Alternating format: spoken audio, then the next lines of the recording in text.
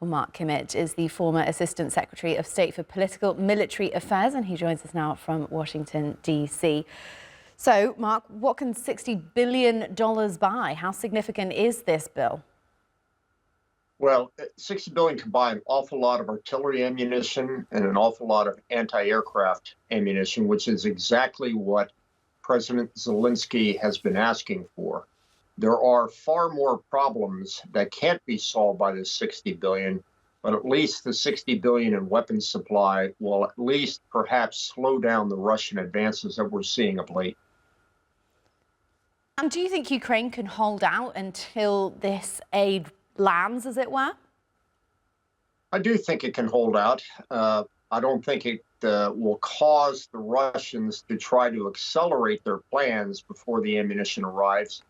But I said earlier, even when the ammunition does arrive, there are some serious problems that are facing the Ukrainians after 2.5 years of war. Tell me more about those problems. Well, first of all, they're losing public support in the West. And without that public support, the governments are not going to be as supportive. Second, we have an election coming up in America, and it's fairly clear that a President Trump Part 2 would not be as sympathetic to the Ukrainian cause. Number three, it's just a simple matter of production.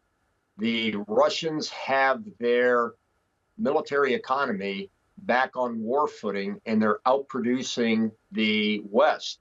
Even when the money is flowing, they have the ability to provide far more ammunition and capabilities to their own people.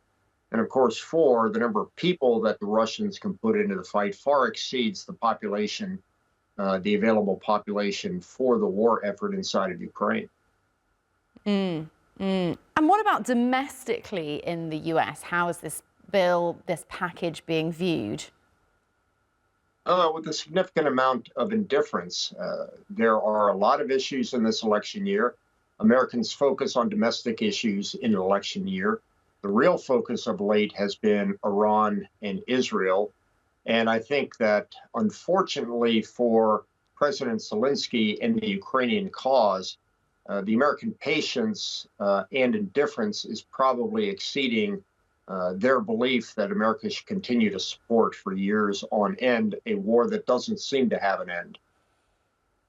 Is that because the American public possibly doesn't see Russia as being so dangerous to them, doesn't pose a threat to America itself? And I guess linked to that, how dangerous would you say Russia is right now? How serious is the threat it poses as you assess it?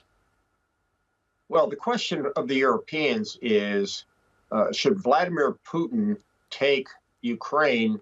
Will that be the first or the last of his acquisitions that he would want inside of Europe? Will he go after Georgia? Will he go after Moldova? Will he go after the Baltics?